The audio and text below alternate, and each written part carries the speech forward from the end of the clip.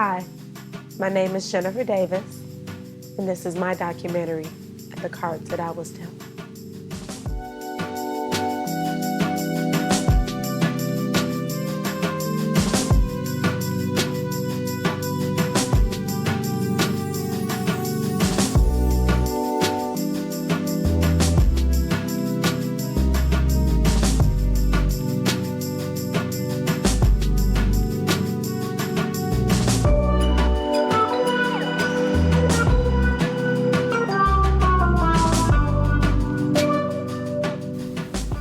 This is tough, bold to talk about one's life in the raw, uninhibited. It's just you, no influences from moms or friends, cousins, friends, and everybody. No influences. It's just yours, and it's you and me, and we're talking. And so, let's talk and bring it back.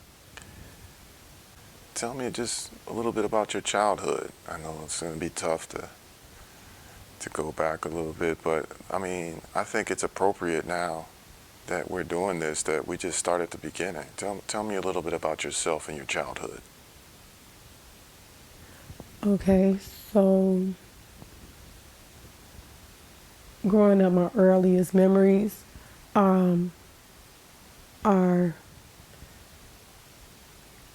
they're not good. I have memories of a lot of abuse and hurt, but a lot of love and hope, you know.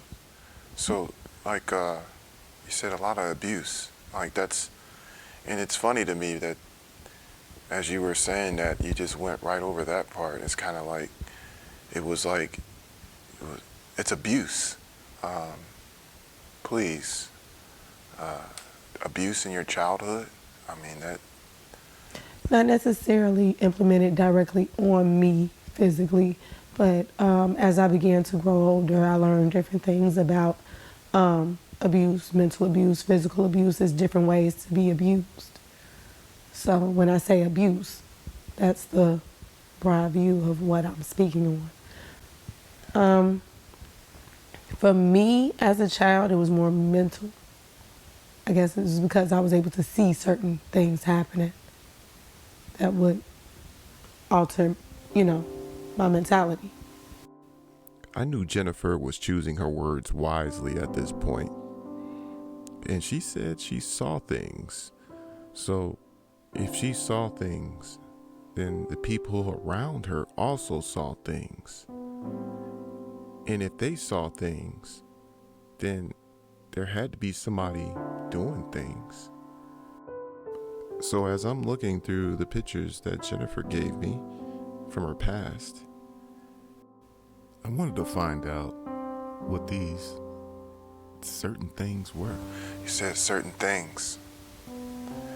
Okay, now, I know if I look back at my childhood, there might be certain things that affected me. Now, you said certain things. There has to be one thing. Please share with me one thing that you could remember right now that really affected you.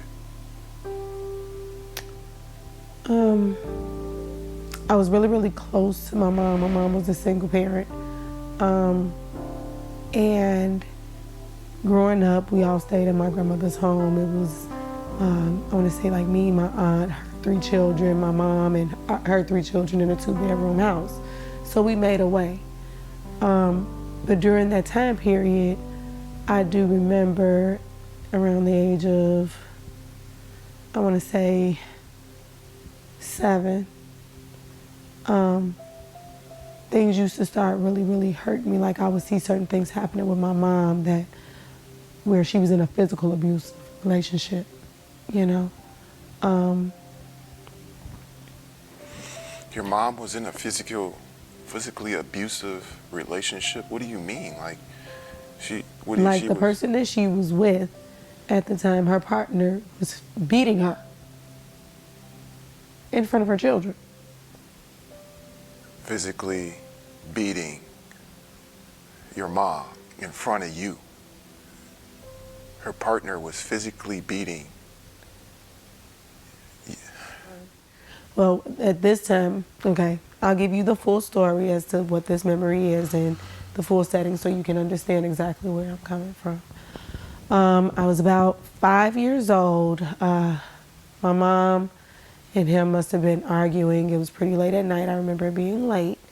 I remember her coming into the house that I spoke about, that I grew up in with my grandmother, my aunts, and everyone.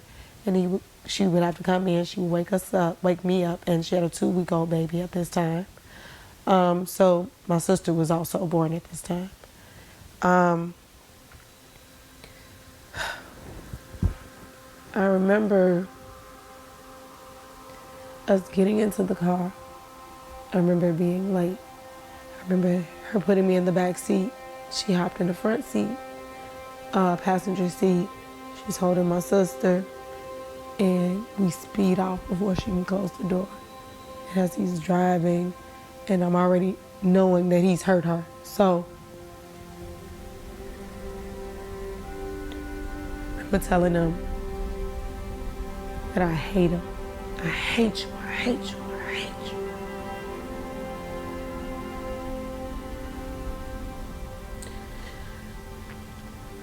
All he could do was turn around and tell me, you can hate me all you want to. So I'm gonna smash this car and ain't nobody gonna get hurt but your mother.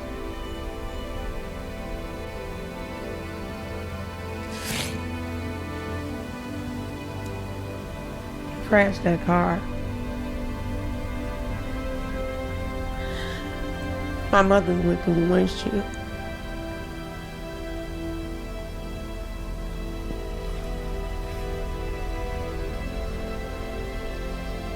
I thought I lost my mother.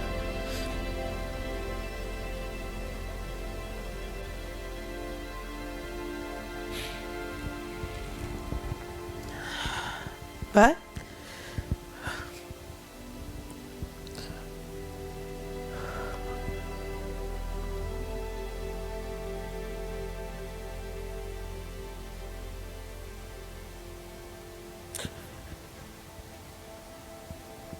I knew it was gonna be hard. As I watched Jennifer relive that situation, I had no words.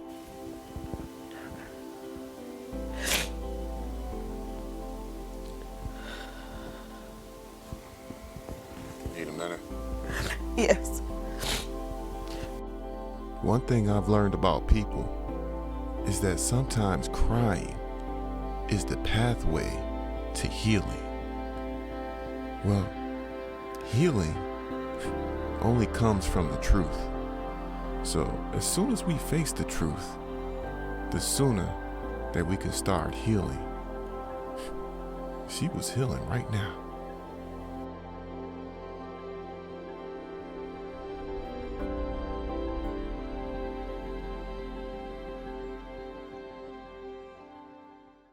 I'll take I'm a that. grown ass man. You don't gotta fucking do I understand. Look, I can do what I want to do. I What's know wrong you with grown ass you? man. Just don't take my keys, man. Jenny, come on, Jenny. Come on, Jenny. Come on, Jenny. Come on, baby. Come on, baby. Come on, baby. Come on, baby. Come on, baby. Come on. Get in, Jenny. You don't have to take my car, Ed. I can drop you off. Man, I don't give a damn about none of that, man. Listen, I don't need no damn babysitter. What the hell is wrong with you, man? Listen, man. I hate you. What? I hate you. Man, I'm about to crash this car. The only person gonna get hurt is your mama. I'll be back, man.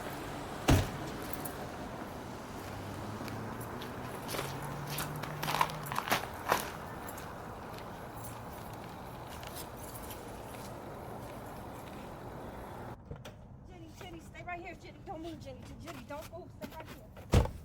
Excuse me, sir. I'm so sorry, Roger. Either one of you have a phone that I can use, please. I just need to borrow your phone real quick. I'm not trying to go off with or anything. Oh my God. What's my? Trying to get me locked up? No. It's not like that. It's not like that. No.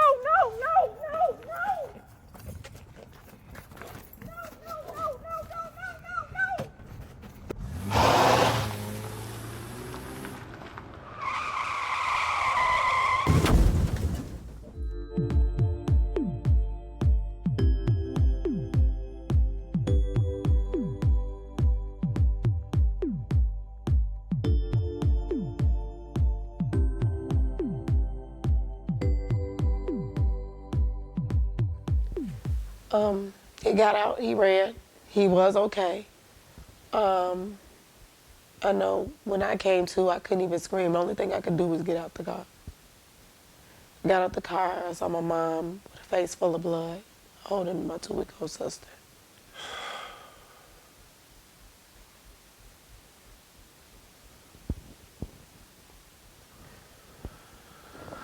Yeah. I thought I lost her. I thought I lost them. I think that was the day that I lost what would be considered my innocence. There was no ifs, ands, or buts about it. I have learned what hate was. He was a drug abuser.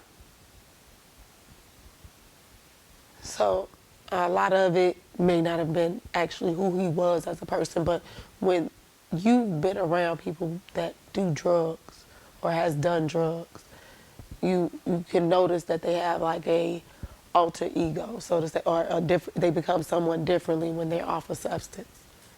You know what I'm saying? So whereas if he was in his right mind, he probably wouldn't have did those things, but because he may have been under the influence, he did it. He was unstoppable. So, I mean, I guess he was picked up after that. I mean, of course, the ambulance comes. I don't know what he did with it. All I cared about was the fact that my mother was alive. So, I mean, your mom had to say, listen, this guy drove me through a window. He crashed the car purposely without a seatbelt, okay, would not let her put on her seatbelt. She flew through the window, almost lost her life. Your 2-week-old sister almost lost her life. And you mean to tell me that the authorities weren't told? I'm pretty sure they were told. Once again, at this time I was 5, you know.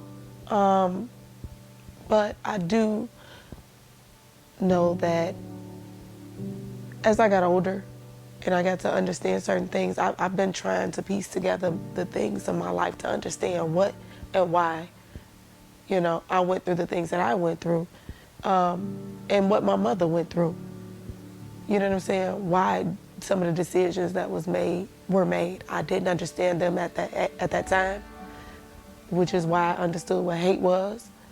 But, you know, after growing up and understanding, I knew what she did. She did it because she thought that was the best thing for her to do at the time. And I would be remiss not to bring this up, but if the authorities were told and nothing was done, then it must say and point to the fact that your mother didn't want to press charges. Of course not. That was the father of her children. That almost killed her.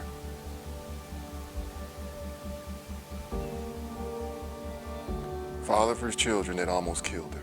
Yeah. She never had a dad. She refused to let, regardless. In order for the father to be in their lives, she did whatever it took. Okay. So we fast forward. You've gone through this traumatic experience. The mother has not pressed charges. Was this man still in your life? He is, actually. You said he still is.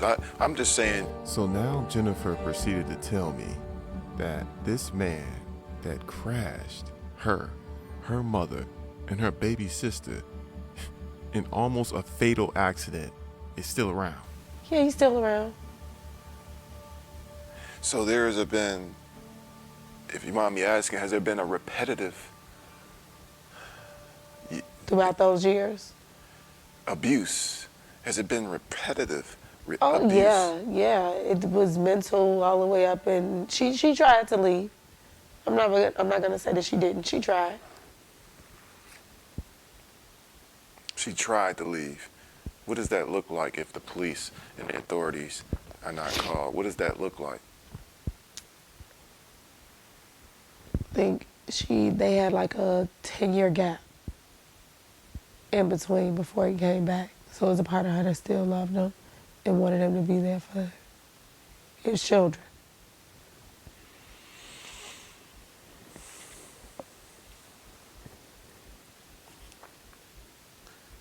And in your opinion, do you think this is right? Honestly, no, I don't. I despise it. You despise it? I despise it. It's still a hate in me because it's like I cope with it over the years. But to see somebody who you know has tried to kill your parent and look them in their face and still have to respect them. You know what I'm saying? Knowing that you still don't respect the person that you was abusing, you're still abusing them. If you can't physically abuse them, you're mentally abuse them. But this wasn't the first abuser in my life. You know, it started, again, younger. My mom went through her things, but my daddy, he had his stuff too. He will not, you know, talk about his family, where he came up, how he was brought up, none of that stuff, because my grandfather was a child molester. He was fearful of that. But once he had me, and it didn't work out with him and my mom, he left me there. And I was abused as a child. By who? By a cousin of mine, which was actually being coached through my grandfather, who would watch. So it was things that, as I got older, I started to realize and feel like this is not normal. It's not right.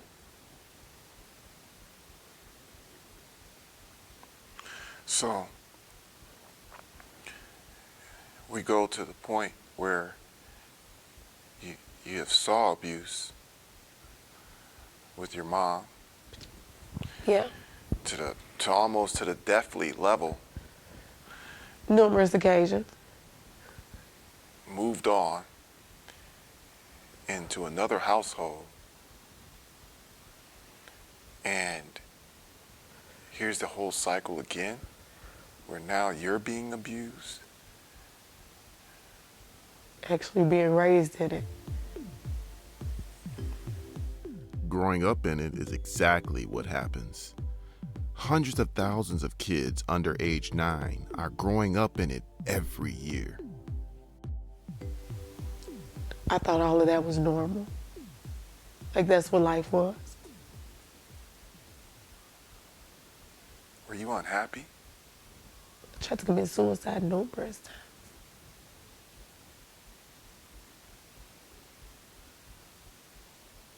Wow. Just to get away. Because you didn't want that life. Of course not. You know how many times I've been kicked out of the doggone psych wards? They don't even want me no more. They like, you just come here just to get, yes, to get the hell away. Yes.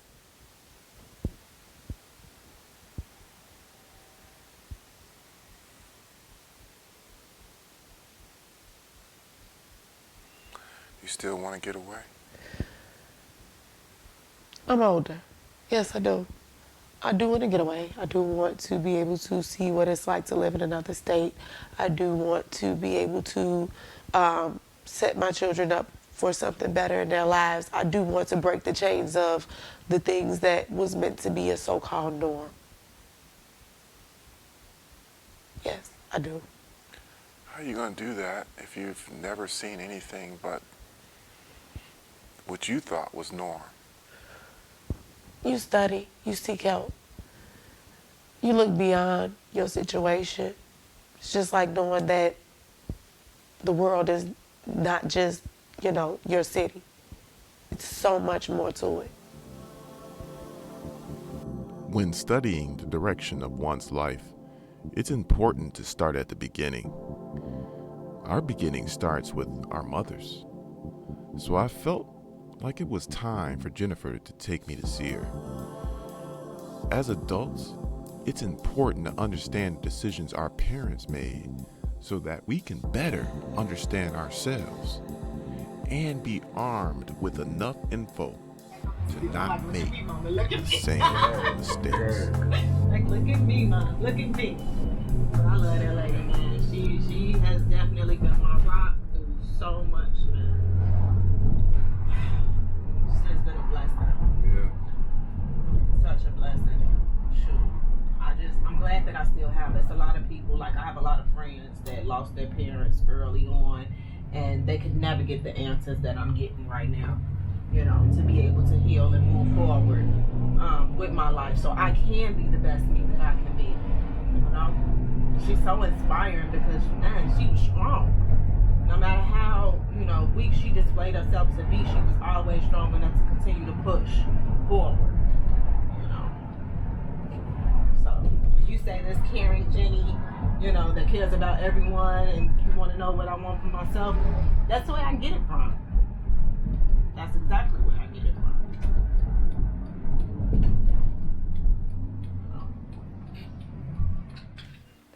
Thank you, Mom, for coming to do this interview with me for this documentary. You've inspired me so much during my journey of this healing.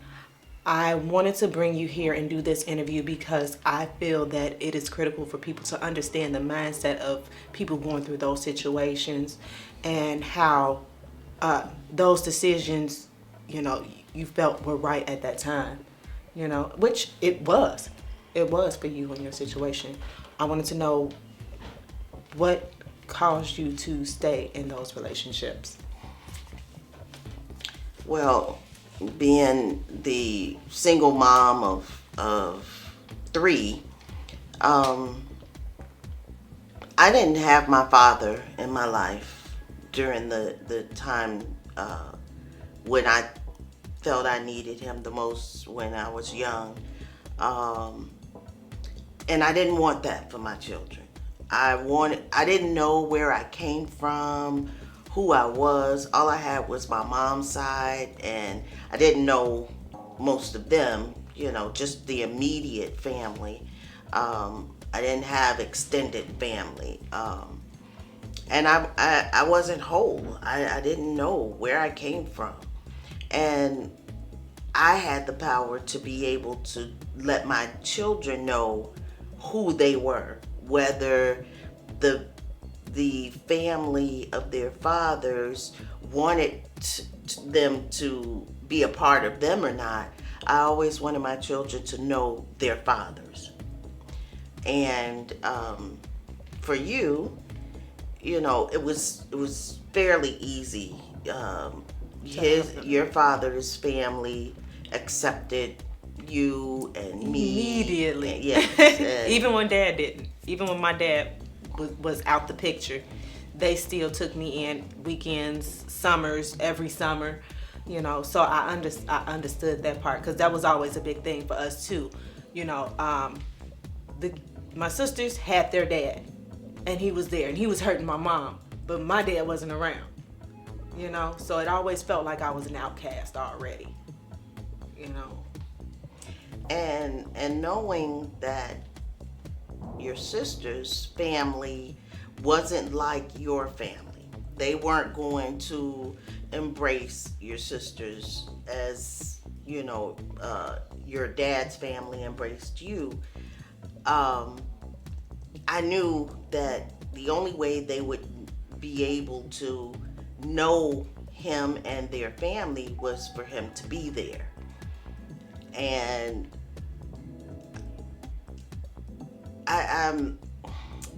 and today it sounds a little different to me, but then it was like, okay, well, you know, I just have to be the person that he wants me to be in order for him to stay here, to be able to help with it, you know, for his children to know him.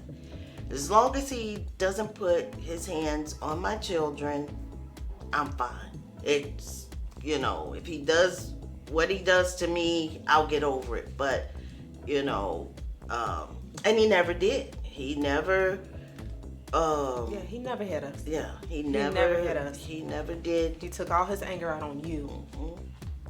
Whatever it was, and I don't even know if it was anger as much because I know that there was an influence, a substance influencing those. Abuse. Mm-hmm. Yeah, there was substance abuse that was influencing a lot of his actions. Mm-hmm. When he would get irate like that.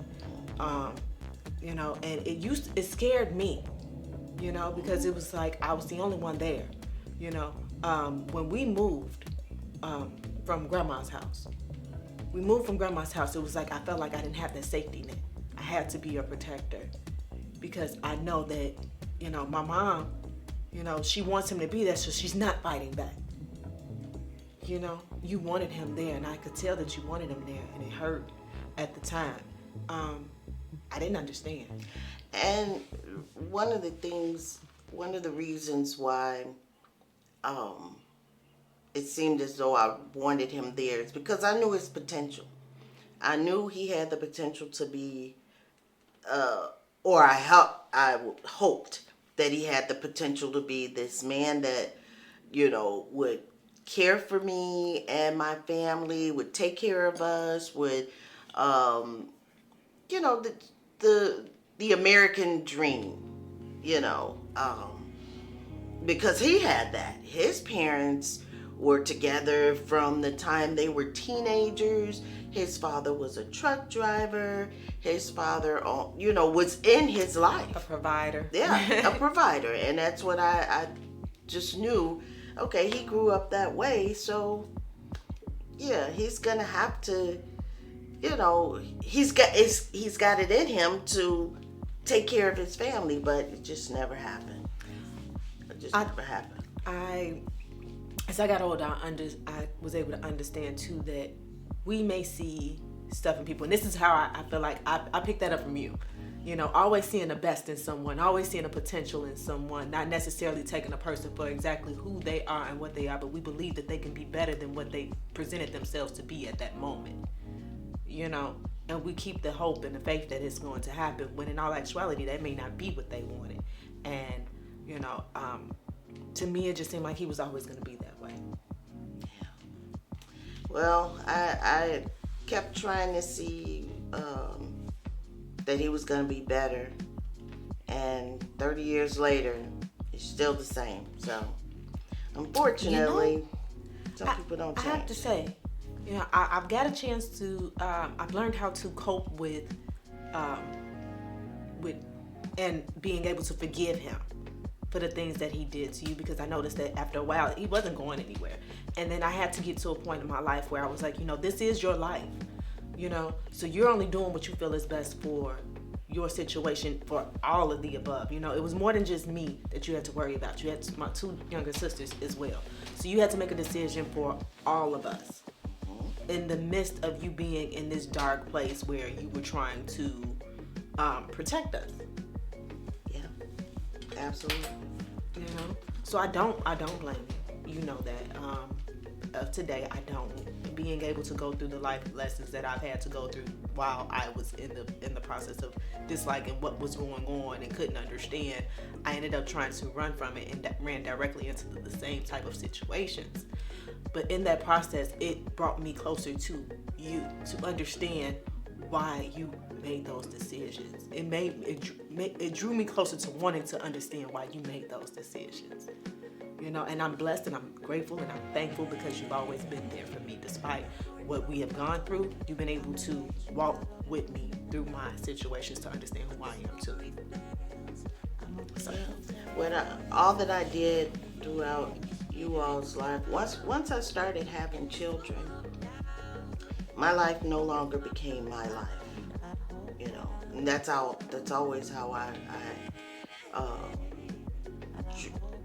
thought and wanted and hoped for, you know, that when I had children, my children would be my life, you know, and I wanted better for my children than what I have. My mother never worked.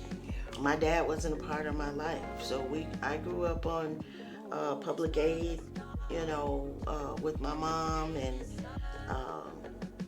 you know, once a month she would get her check, and you know, when I was in high school, she would give me an allowance of $10 a month I would have. And all my friends, you know, they would go out for lunch and things because we had open campus at the school that I was at. And you met my godmothers. Exactly. Y'all made like a sisterhood at that one. I remember that. And you know, when I got my money, what I liked at that time was makeup. So I would go to Walgreens and I'd buy the makeup that I like and everything, as opposed to taking that one time to go out to lunch with everyone. And it worked for me, you know. And the friends that I had, they understood. And but you know, back then it didn't matter to me. You know, I was more of a leader, so to speak. I led myself and my direction. You know, everyone was doing their thing. Always and without influence. Yeah, You taught us that. Always be exactly. a leader, not a follower. That's right. That has always been instilled into me and my sisters. We were not to follow anyone. We are to make up our minds for Yeah, ourselves. if there's something you want to do that other people are doing, you do it because that's something you want to do, not because somebody else is Told you to do so. Exactly. And I think that was the whole thing for me. I knew that you were that headstrong, even in those situations where it's like, you're teaching me to be a leader, so why are you staying? Everyone's still telling you to go and to leave, and you were like, look, this is my life. I got to do what I got to do. You don't have to understand it, you know? And that was hard. That was really hard. I remember you went through a lot with battling with yourself. Me being the oldest, I got a chance to see a lot more than my sisters were able to see. I do remember you being in that conflicting space where you used to basically, you would beat yourself up after a while for the things that was going on. I remember you, because I remember you were, I believe, somewhat suicidal at one point because it began to become too real. Yeah, it was just so many different things were just coming on me at once. And yeah, one time I did take a bunch of pills,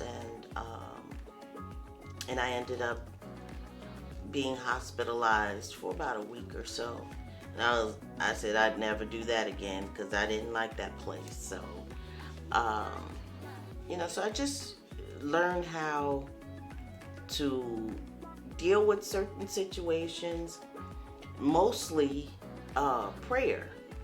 Prayer got me through a bunch of times. Literally, there were times when I was being taunted and verbally abused and things, and I would just walk around the house saying Scripture. Yeah, Our Fathers, I remember Hail that, Marys, trying to cast them out. Yeah, I remember that. After constantly saying it, yeah, he would literally leave the house. You would pray it out, and I remember you doing that. I do remember that. I remember us when you went through that spiritual journey where you would go into church a lot, and that's what I said, that sister circle with your friends from high school, my godmothers. We started going to the church, and I remember we went so much that he even joined the church so he can continue to stay around you. Got baptized and everything just to be up under you, you know, only to continue to keep the cycle going. And that I was like, that's insanity. As the older I got, that's when I think I really just was like, you know what? It's all up to you. It's not my path. It's not my journey. It's not written in stone for me. So it's a life. And you know, after so long, when I met my dad, I found out my dad was an addict as well. And I used to question myself all the time too. Why stay in this relationship and it is toxic? Once I met my father, it became clear to me that I had to go through some of the things that I went through in my relationship with my kid's father so that I can be able to deal with my father, you know. So I wouldn't think that all his time away from me or not wanting to be around me was my fault, you know. I understood the moment I met him when I turned 36 that, yeah, you know, he had a problem. There's an issue there that he Could be had the to reason deal why with. grandma never really, pressed the issue for finding him or taking you to him. She asked me, my mom asked me a couple times, did I ever want to know him? And I told her no at that time. She asked me, she first told me when I asked her about my father, I guess I might have been about 8 or 9. And she told me that, my father didn't want, he told her, if you have a boy, I'll stick around, I'll help take care of the baby. If you have a girl, I don't want to have nothing to do with you or the baby. And these were my mother's words. Of course, later on, when I talked to my dad, he says he doesn't remember saying anything like that, but it is what it is, But now, since I've known my father, he's welcomed me into his life, into his heart with open arms. All of us. The first few years, because now I've known my dad now 16, 17 years. So the first 5 years were really difficult because he was still in his madness. And dealing with my kid's father helped me to be able to deal with my father's addiction through the first few years of our knowing each other. And I knew how to deal with it because I had gone through this with someone that I cared about before. Mm-hmm. So. And that's why you had to go through what you went through to prepare you for what was next to come. Exactly. It's your spiritual journey. Exactly. But thank you, Mom. You're welcome. You just don't know how much that really saved me. You inspired it. So what did we learn from this encounter?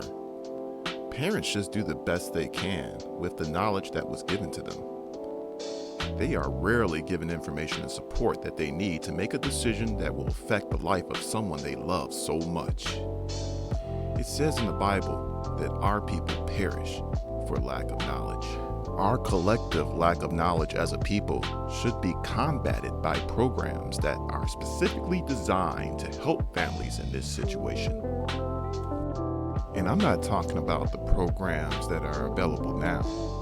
I'm talking about real programs that are designed to not only help the kids, but help the parents.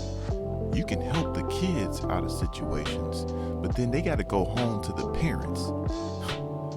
How was that going to help? So I asked Jennifer to talk to a few of her family members, and she brought her cousin. To my surprise, her cousin looked more like her sister. I saw a bond between them that was just unexplainable. As I sit and watch them talk, I knew they had a special connection. I had a feeling this was going to be a special meeting. In the corner too and tell him come pick me up. I know, I remember that. So I didn't have those problems when I got grown. All of the surprise pop-up visits because you don't want everybody in your business. Don't nobody want nobody in their business. So we did random because pop-ups. at the end of the day, the thing is, the problem with our family is you can talk to one person and think you talking to them, just venting and relating. But next thing you know, somebody you ain't talked to then told somebody you ain't talked to your business, and then the next person calls you talking about some, if it's this and that. What are you talking about? How do you know this? What is that? And who did you talk to? Because that's not this. Yeah. And this ain't that. Yeah.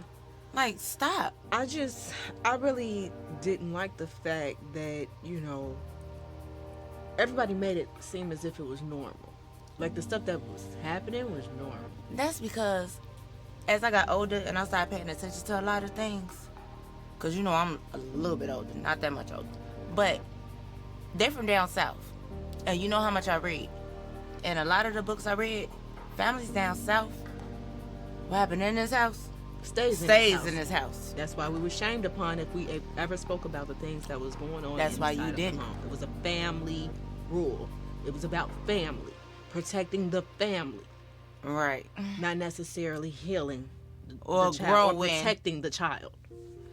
Or growing or evolving. That's probably why all of our ass are fucking alcoholics. or strung somewhere. Man, somewhere. Like, seriously. Yeah, no. Because it's like, it's so much you hold in, and then you can't vent to nobody and talk to nobody because you don't want nobody to judge you, talk about you, spread the rumors about you, and then if you say, I went to the corner store, Joan, next cousin gonna say, yeah, Christina said she went to the corner store and she saw woo up the bam. Next cousin who she told it to, yeah, she went to the corner store, she was woo up the bam, and then she was out hanging out, kicking it and doing woo up the bam. I hated that. I'd be like, get out for her. What the hell? What is y'all doing? What is y'all saying? This is my thing. Everybody that was talking about that stuff, you were already in your 30s. You were grown.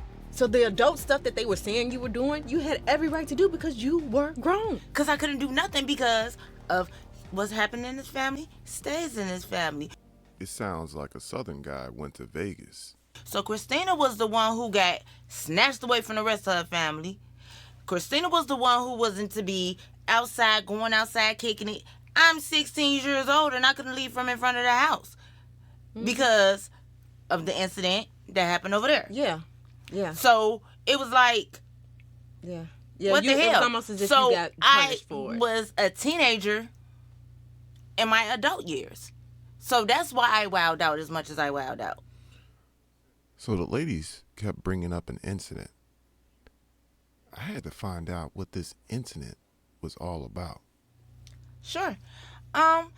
It really wasn't too much of an incident because I was younger, but it was more so of, all right, as we say, with our family, what happens in the family stays in the family. We always maintain that. But at the point, this is about healing.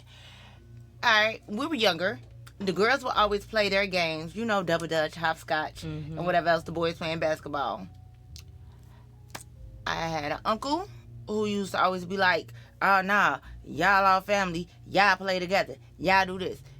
Like, we're like, what, 7 and 10 years old? Yeah, that's usually what the hell do we know point. of a damn catch a girl, kiss a girl is? Yeah. And this is our cousins. Yeah, running and hiding and doing. And the incident was, my mother was coming to pick me up, and we're out there playing, because this is the game they told us to play. And she saw my cousin grab me and try to dry hump me.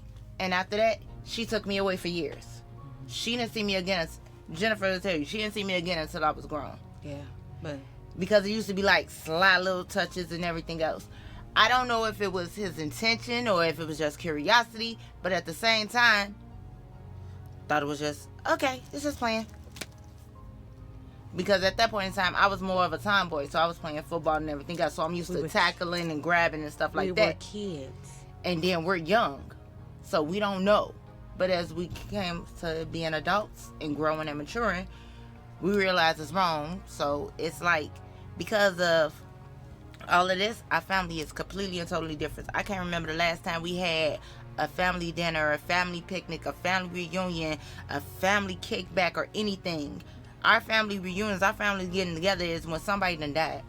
And that's usually and we because paying of our the respect. Secrets. Yep, the secrets that was kept and the damage that was done to a lot of us, you know? And that's why I said I'm glad you were pulled away, because you would have had to endure way worse.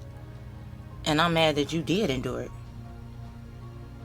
Yeah, because it wasn't. Because, you know, you was my little sister out of everybody. You know, the twins used to tease me and tell me I was white.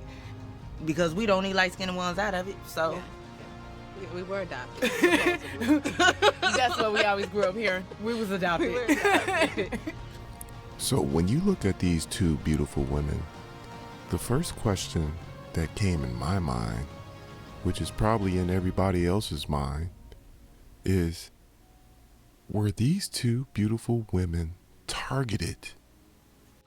Nope. Have you ever... I know you guys have heard of people who have these, like predators, child predators. It's something that clicks in them that finds the youth or the innocence of a child attractive. Okay? The mindset of a child molester, it's something about the youth, the young age, that triggers an arousal in that person. My grandfather and his brother were those people. You know, I did do research. I did ask questions, and because I wanted to understand, it upset me so bad.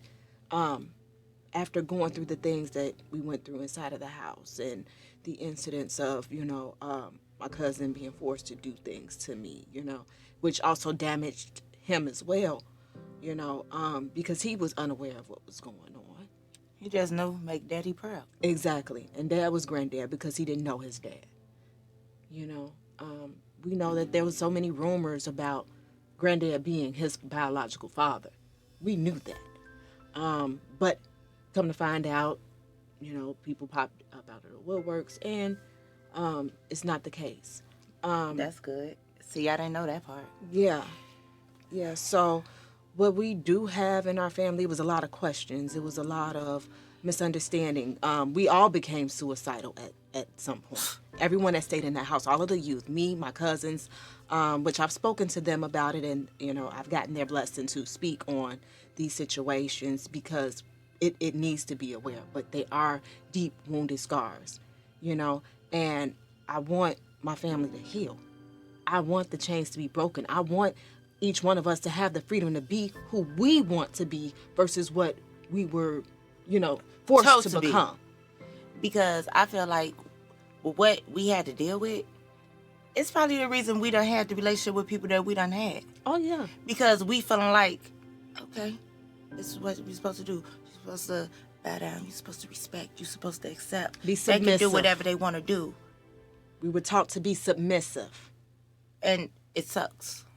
Being groomed was horrible, to a certain extent. My aunt, my cousin that I spoke of that ended up molesting me growing up, his mother had him at 13, which is my aunt. Sonia. Yes. And I'll say her name because R.I.P. I love my aunt. That was my first hand. She ended up overdosing at the age of 32. It was hard for her to deal with. She was shamed. She was ridiculed by the family because of having this baby. And to know the outcome as to why or what happened it would drive anybody insane because you have to live like this. You know what I'm saying? What else are you going to do at 13? You can't get out and you can't go get your own place. And if your family is forcing you to have this baby, guess what? Now you're carrying that with you every single day. And her son raised each other until she passed. And I know it had to hurt her. I knew she understood, but she couldn't really tell us. She was literally the reason why we were able to deal with, cope, and find some type of joy. And she kept my innocence. She kept trying to contain me to the point where I still had an imagination. You know what I'm saying? She was awesome at art. Our imagination was what kept us from falling. You know what I'm saying? That's why we so good at creating things. I remember they used to take us to the center, try to get us away from being outside or around the boys. Oh, it's Girls' Day. We making those beaded necklaces and bracelets. and I still have not mastered those crisscross things. I have not mastered that yet. I have not at all. I remember us making the homemade Christmas ornaments. We used to make homemade Christmas ornaments with the cotton balls and the little plush stuff. And do our cutouts. And we'll go get the little things that we just clip on it, press it down with the pliers, and put the little strings through it so it hangs up. Yes. Oh my God. Laminate pictures so they can hang up there. Yes. Oh, I remember we used to play Halloween in the middle of the summer, and that's usually when all of the stuff was going on. And we found some way to have fun and to enjoy what was going on around us in our innocence without actually, really glorifying the stuff that we were forced to do or to believe it was normal, to one another. We built that with each other. We would play pretend. We play Halloween every summer. We would do makeup and dress up in costumes and, pretend. Remember Crazy Day? Oh my goodness. That type of stuff was always awesome. I remember playing in them wigs. Oh my God. I remember. And see, we come from a family that is not only creative. You know what I'm saying? That's true. We are very talented. Very talented. Oh my God, the music, the basketball, everything was a competition for me growing up. Everything. I gotta do it. competed with everybody. Right. You know? I found myself even being a little bossy from time to time. I think that's Sometimes when I'm on my way, I'm gonna fuss at you and be like, excuse me, what? No, but I'm still on my way. It is what it is. You said no, you said turn around. What does that mean? I'm on my way. It means nothing. I'm still coming. You're gonna open the door when I get there. Just be there when I get there. Oh my God. I am witnessing superhuman strength that can only be achieved together. Mm-hmm. But you know, it was a grill, the big grill. I found the name for it finally. It's It was definitely the enemy who tried to rip these two apart. big as ever. Oh, it's huge, huge. Ooh. A big tub with nothing but fish. They would go fishing, the men would go fishing.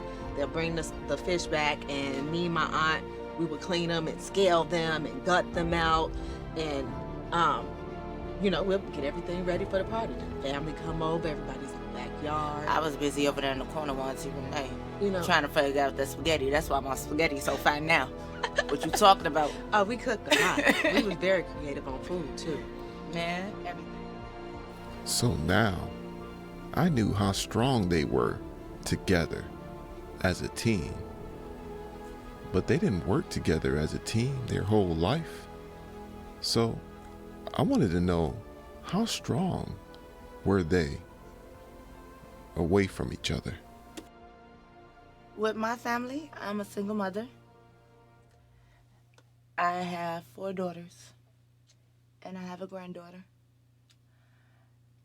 I do what I can, how I can, but being family oriented, I'm there, but I'm not there. Because I'm so used to shying away when things get hard. I hide away. But I still try to come out my shell, but it's hard. Yeah, that's the protective mechanism. And then I'm always looking for someone to be protective of me and take care of me. And with that, I let myself be dominated a few times. So right now, I'm learning to get up out that shell. Yeah, but yeah, it did. It messed us all up in our own way. And I understand what she's saying, because we all had to find, as we began to get older and we began to understand what was going on. And granted, this was what we're speaking about on is just one of many things that were wrong. You know what I'm saying? And to be forced in a position that you didn't ask to be in, it's like you try to find a way to escape. It's hard. But this is what I'm saying. I never left you. And when we found each other, we stayed with each other. Mm-hmm. Always. When I was going through things and I was going through my spiraling and my downfall and my depression, you came over. You were the best bug in the world for me. You know what I'm saying? Just to keep my head up. And I know you've been dealing with that for a long time. And you still struggle with that. And I tell you all the time how much you're worth to me. You worth just as much. That's why you my sister. You my sister before you my cousin. Don't make me cry. I'm going to be all over the place. But I say this because you too deserve to have the life you want. I'm so tired of people telling us what we deserve or what we should and shouldn't do. You are a grown woman. Don't nobody pay your bills. Ain't nobody out here trying to help take care of you. Ain't nobody trying to help you provide anything. Okay? Yes, we were conditioned to believe that we have to listen to what our families say. But at the end of the day, which one of them listen to the other person to get what they got? Why don't you feel like you deserve that? Because to me, you do. At this moment, I was witnessing a breakthrough. I know how smart I am. I know how talented I am. But at the same time, I feel like I'm getting pushed to be in every direction of where they feel I should be at. Oh, you should be a nurse. You should do this. What makes you think I want to be around blood? Oh, you should be a cop. You can do this. Okay, I understand the law. Shit, our whole family isn't dealing with the law. Either security or a police officer or a correction officer. It doesn't mean that's what I want to do. Anybody who know me know I'm smart as hell, but at the same time, anybody else who know me knows I love to dance. Yeah. But I never had the opportunity to do it. Because every time I wanted to do it, I pushed back. Push back. Shit, I'm 37 years old. I'm too old for that now. Now we have discovered exactly what you should be doing. But I think So I'm just trying to acclimate. you have 4 beautiful, very talented young And I'm girls going to that let show them do all what of they that. want to do. Yeah. If they want to do it, then I will let them do it. But that's what I'm saying, not I what see they that. saying they want to do. I see that in you. You see what I'm saying? I see that in you. You allowed yourself to allow them to be who they want to be off of what someone forced upon you. And I get that because you're going to protect them. You always do, and you always have. That's that nurturing in you. You try to protect them from you. Protecting our kids from ourselves. And I do it too. And I say nothing about that because when I say leave, My only thing is for them to be better than me. every day, that's all we want. And to protect them from the stuff that we endured or we had to deal with. When you got people telling you wrong all the time, it's hard to believe in yourself. Believe in yourself. That was hard. It's been hard for me to believe in me, but you know me, I'm a bull. I rebel. And I'm you know I'm the rebellious. passive one. Yeah, I was rebellious. I was angry. I was rebellious. You know what I'm saying? I've been out here. I've been homeless. And I think you remember when I was homeless because I was with my oldest child's father when I became homeless. Out here living in a car with him because I was being rebellious. Dealing with the same stuff I watched my mother go through. Break the chain. The whole thing is we just need to break the cycle. Yes. Because you know I've been homeless too. And you knew it. Because you took me in. I do it again. Sometimes we have to break in order to heal properly. What I was witnessing was a breaking. Yeah, you know, I'd really love to ask you a question if you don't mind. And this is more so about your sexuality. And, you know, I've heard, you know, certain things and certain reasons of why, you know, all the way from this is how I was born, all the way to this is what I like now and what I developed. And it goes further than that.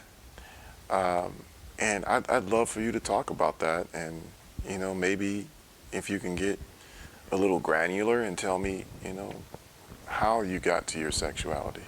Okay. Let's say, shoot, even as a little kid, I always thought that, you know, girls were pretty. You know what I'm saying? Were beautiful. Never really acted on it or anything like that. Let's see. As a child, when you're being molested as a child or whatnot, they teach you certain things about your body parts. Okay? You do certain things to your body parts, they make you feel a certain way. You know what I'm saying? How do you do it? When you learn these things about your body and how they feel, certain things will trigger you to, you know, be stimulated, for lack of better words. I felt like that with both sexes, you know, throughout my life. But I think my sexual attraction is more so a mental thing. It's a person thing. It's not whether you're a male or a female or whatnot. It's the feeling that I get from just that person alone. Sorry. I understand. What I understood is that she was choosing her words wisely. I completely understand. So you know, went first with a heterosexual relationship. You got married, right? Oh, yeah. And you had kids. And I did. tell me about your relationship with, the fathers. Attended the entire. It was like always trying to be something that you're not, trying to please them. I became whatever it was that I wanted, that they told me that they wanted from me. So I had to play that role. I was always playing the role. She said playing the role. I wasn't prepared for what role she was playing. Nothing to you. Yes, you did. No, I didn't. Can I have my car key? Because this ain't got nothing. You just came into my house. And you invited me in. Okay, I didn't invite you in for you to try to steal my car keys. I'm not stealing no car. I got my car. I'm one person. The hell? You going out here to do what, but then yet and steal? How my car keys? I can do whatever I want. I'm grown. Can I? I'm grown. So you come in to just start. Drop off the keys because you lied about vandalizing my car. I did no such thing. Period. I didn't do nothing to your car. What are you mad about? Because you got to pay taxes? Because you lied. I didn't lie. Taxes don't mean anything. I'm going to pay the money. You're it's right. Money. You just a spiteful bitch. No, that's you. No, I'm not, because you came over here to try to fake like you wanted to be a part of a family to do what? You want to come pick him up. You lied. You didn't want to come pick him up. You lied over the phone. And I got somebody who was listening. I said, what do you want me to do? You said you were going to be done at 7:30, and you said that you was going to come And back you and said pick be him up. at home because I ain't got time to wait. I got somewhere I got to be. What you got to do? I dropped it off. I dropped off them old-ass clothes. Because somebody needed them. In need. In need. Yeah. Uh-huh. So what about your family when they in need? Child support. That's why we have it. And that's why you will remain involved.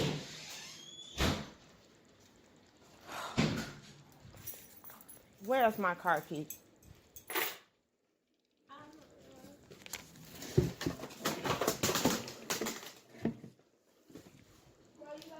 No, because he just up and just threw my damn key somewhere. I don't even know where the fuck he just threw the shit at. If he even threw it. Call the police.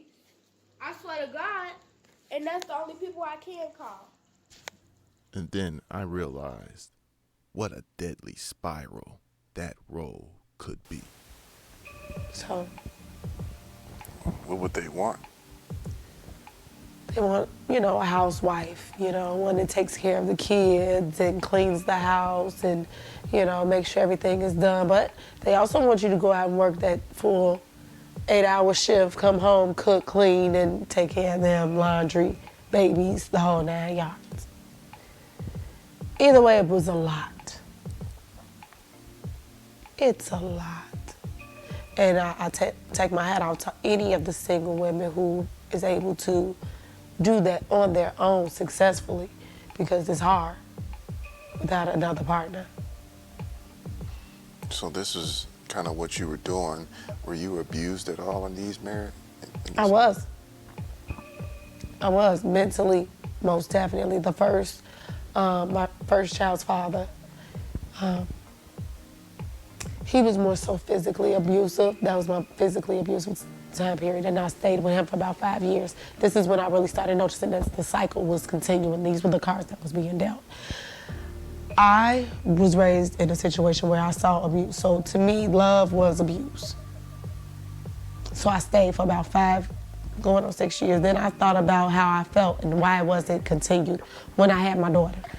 I had my daughter, and she changed my whole mindset. It's the first time I ever felt like, man, it gotta stop. This can't keep happening. It's not right. It's not normal. Who's gonna say something? Which one of us is gonna say, what we building? What are we trying to build? Are we trying to build? Are we just taking what's given to us? It's a real dark place. Wow. So after that abuse happened, did you leave, or did you do something different than what your mother did? I almost lost my baby. I remember there was a moment where I was pregnant. We had found out that I was pregnant. He was finally excited about me having the baby, but we were living in my mother's basement. I remember us being on this mattress on the floor, and once again, the women were calling again. And I'm like, can you please just turn that off, you know? Like, I'm still trying to figure out what's happening with this baby. I hope I'm gonna be okay, this, that, and the other, because prior to me having the baby, I was told I couldn't have any children. And that, I believe, stemmed from the abuse as a child. I remember that night that we were laying down, and I remember telling him, you know, I wanted him to just turn the phone off, you know, stressing me out. I didn't want to lose the baby. I didn't know what was gonna happen since they told us we couldn't have any kids. And he got upset. He began to get really irate. Now, he's hit me multiple times before where we fought. And, you know, I tried to prevent him from hitting me. I wouldn't say that I fought back. I remember he grabbed me by my throat and he almost took my whole, you know, like I began to get faint, passing out. He was choking me so hard. Before I knew it, I grabbed this man by his face and I began to swing him by his face. I don't know where this strength came from, but I said I couldn't let it happen no more. My baby, you know, was in me. You can't take it. You can't have it. She won't go through it. So I remember I got him off of me and we ended up running all the way upstairs to where my mother stayed.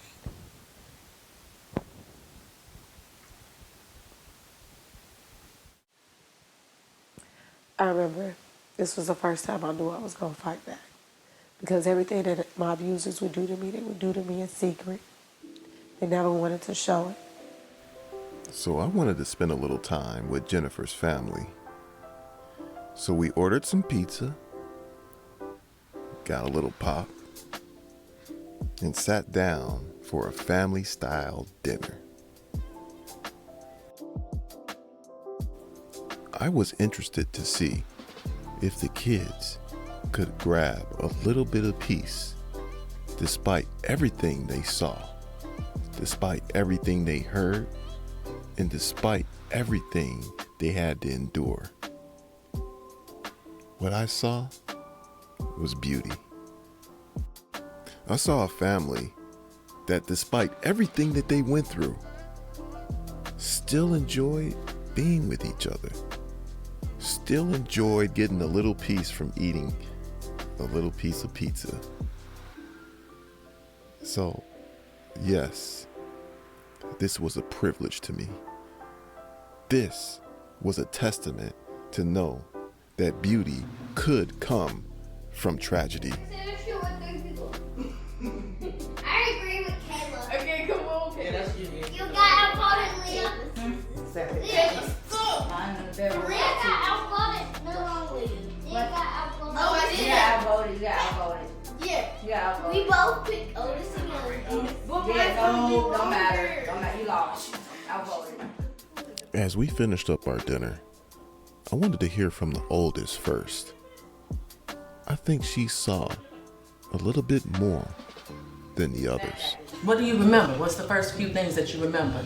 I remember when you used to be like really, really sick, and you and AJ and Kayla's dad used to get into it all the time, and you used to get like really, really stressed, and like you would like have like mental breakdowns. You would like bang your head on the refrigerator. Put your hand down. And you would like stay in the bed, and sometimes you wouldn't be like able to get up, and I used to have to call Grandma so she could come over because I didn't know what to do. And I remember y'all used to like get into a lot of fights, and I used to have to wake up and call Grandma because I was scared and I needed somebody to calm me down, and I didn't know what to do. How did that make you feel? I was scared because like I didn't know. I knew that if you stressed out anymore, like you could possibly die. And it was like very scary and like I was unsure like how to feel. I just know that I was really worried, and it like made me feel like I was doing something wrong because I didn't know how to help. I know that during that time period it was harder for you to understand because of the fact that Kayla and Alton's dad wasn't your biological dad.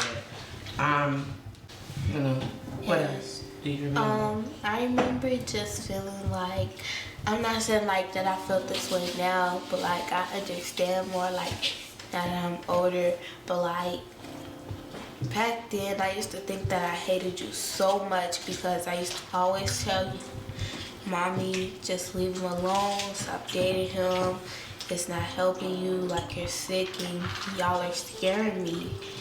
And I used to remember I used to cry every time I used to hear y'all fight or argue, and when y'all would elevate y'all voice, even though that y'all weren't fighting at times, I used to always think that if it got any louder that y'all would end up like fighting. So like I remember I used to sit on the door, cover my ears and cry, and I used to hate the fact that every time I told you to leave, y'all would take like a day or two apart from each other and you used to go back to the same exact things. And like I felt like that basically to you, my opinion didn't matter. And I thought that if you would have keep putting yourself in that same predicament, you would have killed yourself. So I was like really scared and like unsure of like how to carry myself, like, and I used to think to myself like, if you die, what are we gonna do? Who am I gonna call? Nobody's gonna be here to help me.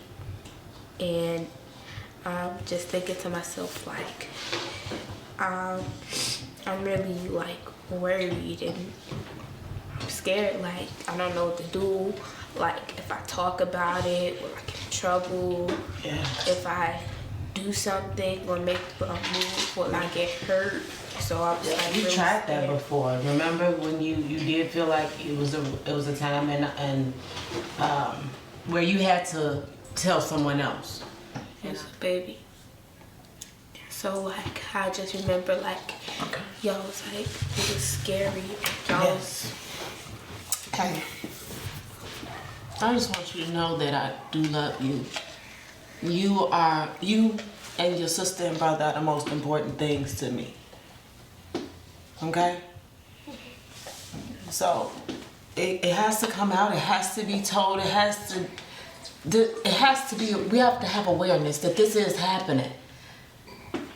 And as long as we continue to hold it, it's not gonna get any better. But now that I'm trying to show and display, and hopefully you guys can see that I'm trying to do better. I'm also working with your dads to make life better for you guys, because we did not have an easy life. The connection that I have with your fathers is because they are both broken. Self-discovery. And that brought comfort to me. But coming to the realization that broken people hurt people. We hurt each other. And not only did we hurt each other, but we made a family out of it, and we began to hurt you. And I love y'all too much to let anybody hurt you, including myself. So I've been working on me, and now I'm working on us. And we gonna make it. We gonna make it. Okay? okay. Okay? Come on. I need extra extension for the left. Okay? Okay. Scared to like, I didn't know what was gonna happen. Like I didn't know if he was like gonna come mess with like your car or my grandma's car. I didn't know what he was gonna do. So I stayed up that whole night and I just like looked at y'all and I watched y'all go to sleep. And I didn't, but I snuck your phone and watched YouTube. I did. But Okay. like I couldn't go to sleep because I kept thinking. As I reflected upon the time I spent with Jennifer's family, I was reminded about power, the power of women, the power of partners, the power of relationships. And I was also reminded that kids, they can blossom in spite of. So I really just wanted to learn now a little bit about Jennifer the actor, Jennifer the entertainer, Jennifer the artist. Yes, I wanted to learn a little bit more about that. So it was time to lighten things up and find out what Jennifer was all about. What is your problem? Look, you know I don't do blind dates, and you know I don't do young men. So what's up? Look, I need more than that, Junior. I need love, protection, and faithfulness from my man. I've already had lies, deceit, and unfaithfulness. So you can miss me with that. Sometimes I wonder if I'm meant to be alone. Never to have that ever last. Just seasons that come and go. You know, and it's almost like you got this old soul like from my mama's era, but you in a young body, you know? And for the first time, I feel like I can love again. Yeah, I'm definitely not listening right now. Junior, what's the emergency? Junior! Mama. Oh my God. Oh my God. My job is to be there for my man. When he's up and when he's down. I'm there to support and inspire.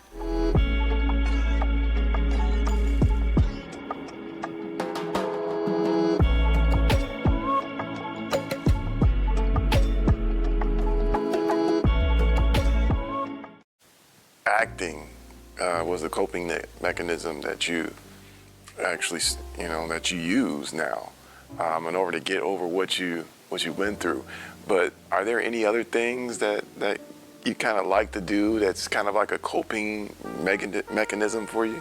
Oh yes, any type of creative things. I love to create things. I will create an outfit. I create photos. Can you bring those up? Can you bring the picture, like the paintings up? So you painted these, right? Yeah. You can sit down with them. No, go ahead and sit down with them. Wow. Excuse me. So you painted this. Yes, this one, oh, there's stories to these too, by the way. I'll give you these stories. All right, so this one, I actually painted this day that I got married. The day you got married. The day I got married. I was actually pregnant, about 8 months pregnant when I got married. Okay? And it was also, catch this, double up for my birthday. All right? I got married on my birthday. Nice. Yes, I did, and I painted this picture. That's awesome. It was a ship, so would you think that was symbolic of you're going somewhere? Oh, I definitely went somewhere. I'll give you that. That's nice. So you got that, and you got the other one, right? I'm looking at. Can you show us the other one? Is that we can break the chains on some things. We can start teaching our children how to be their own bosses and be successful in being just them. Who they are. We all got talents. Everybody got talents in different areas. Somehow maybe I was a little weird growing up, so to say. So, trying to use those strengths and make the world better, man. Just working together. Stop hating on each other. Stop, trying to walk in the same path when we all have our own paths. Nobody can be a better you than you. Jenny D, Yes. I asked you about you, but you, being the unselfish Jenny D that you are, I'm talking about everybody else. I am asking, and do not skate this question, What is your hope? My hope is to break chains. My hope is to be able to reach a goal of freedom. To be able to start over a new generation where this curse has to be broken. What are you gonna do? What is, like, how, I understand what you're saying, but do you have a plan? Let my voice be heard. Tell the world. Tell the world. And God, the higher power, the universe, the will that is to be done.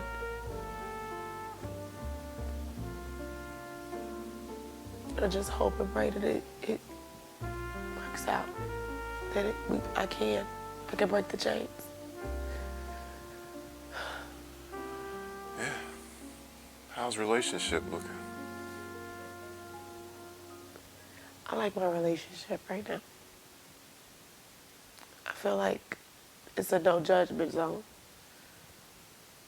It's exactly what I need in my corner for all the different pieces, broken pieces inside of me.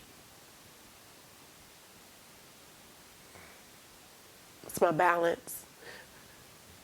So I'm not running off and just saying, you know what, I need about 2 days. Don't call me. You know, it's the motivation, by the way. I am involved with a female at this present time, so I will say she because she's a woman more than anything. So I appreciate her for being her.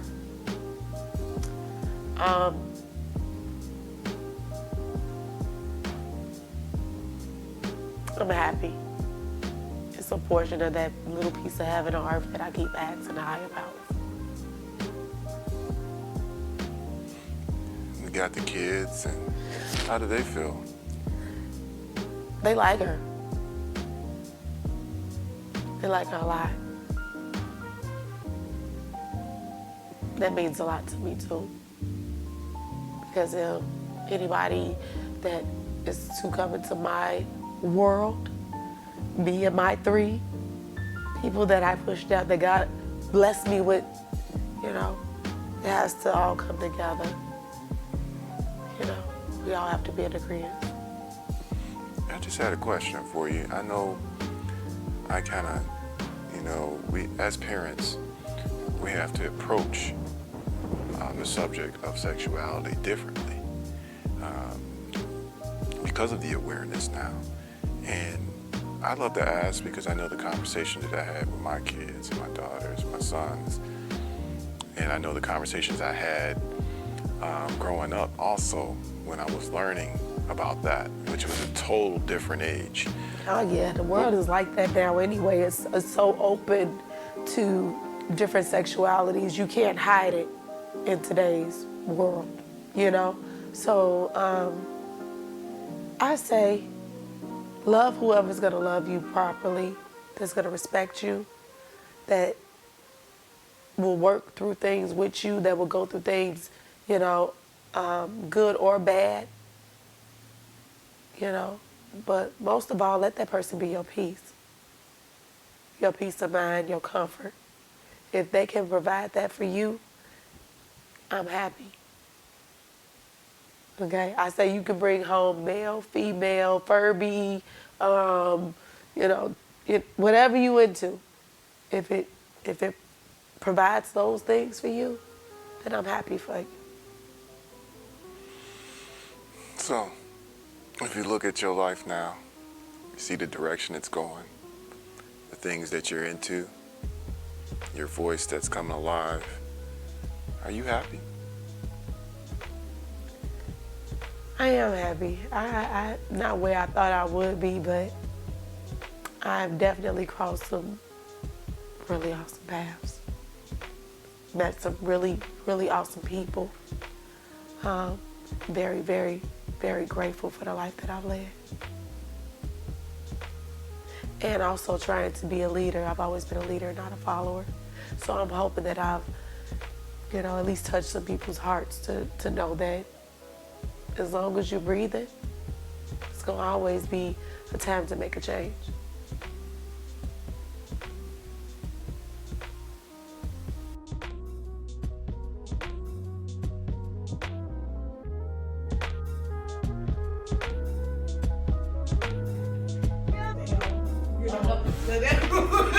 That little dip that you saw, no, that was real. Not really dip. He had that blood and spyglass. So awesome. It's like half skinny ashy, Yeah, of course you can. As soon as the checks roll in.